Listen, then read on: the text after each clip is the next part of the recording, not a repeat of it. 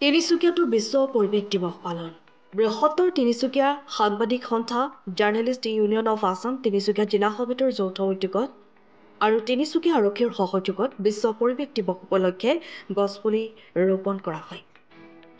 তিনিচুকীয়া জিলায়ুক্ত স্বপ্নীল পালে গছপুলি ৰোপণ কাৰ্যসূচীৰ শুভাৰম্ভ কৰে। জিলা আয়ুক্ত কাৰ্যালয়ৰ পৰা শুভাৰম্ভ কৰা হয় এই গছপুলি ৰোপণ কাৰ্যসূচী। জিলা আয়ুক্ত কাৰ্যালয়ৰ লগতে জিলা কৃষি বিষয়াৰ কাৰ্যালয়, আৰক্ষী অধীক্ষকৰ কাৰ্যালয়, তিনিচুকীয়াৰ বিভিন্ন মহাবিদ্যালয় চৌহদত গছপুলি ৰোপণ কৰা হয়।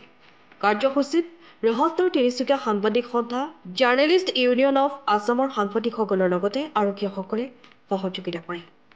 এই বিশ্ব পৰিৱেশ দিৱসৰ কাৰ্যসূচীত তিনিচুকীয়া জিলা আয়ুক্ত স্বপ্নীল পাল, তিনিচুকীয়া আৰক্ষী অধীক্ষক গৌৰৱ অভিজিত দিলীপ, অতিৰিক্ত আৰক্ষী অধীক্ষক মৃন্ময় দাসৰ লগতে বহুগৰাকী আৰক্ষী বিষয়া উপস্থিত থাকে।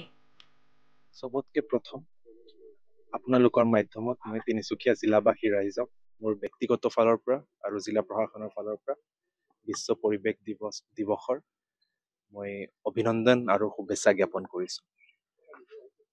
এইবাৰৰ বিশ্ব পৰিৱেশ দিৱসৰ যিটো থিম হয় এইটো হয় ৰিডিউচিং প্লাষ্টিক পলিউশ্যন।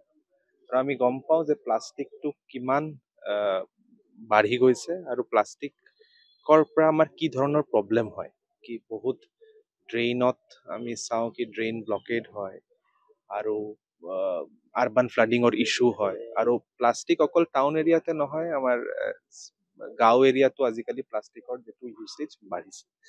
হয়, আমি ৰিচাইক্লিঙৰ কাৰণেও প্ৰচেষ্টা কৰি আছোঁ, বাট তথাপি আমাৰ বহুত আগবাঢ়িব লাগিব আৰু আমাৰ প্ৰচেষ্টাটো, আমাৰ প্ৰয়াসটো বাঢ়ি থাকিব লাগিব দিন বা দিন, যাতে প্লাষ্টিক পলিউশ্যন ইনক্ৰিজ নহয়, বাঢ়ি গৈ নাথাকে।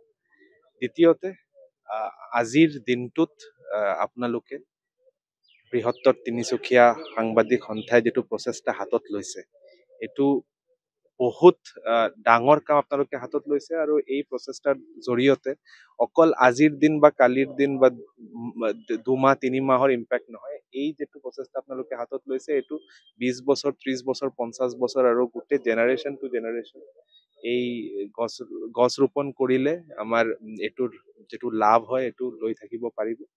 আৰু আপোনালোকৰ এই প্ৰচেষ্টাটোৰ কাৰণে মই আপোনালোকক অভিনন্দন জ্ঞাপন কৰিছোঁ আৰু ধন্যবাদ, কৃতজ্ঞতাও জ্ঞাপন কৰিছোঁ।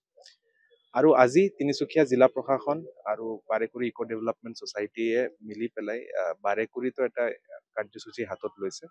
চ' বেচিকেলি বাৰেকুৰিৰ হুলক গিবন আমাৰ তিনিচুকীয়া জিলা বা অসমৰ এটা ঐতিহ্য।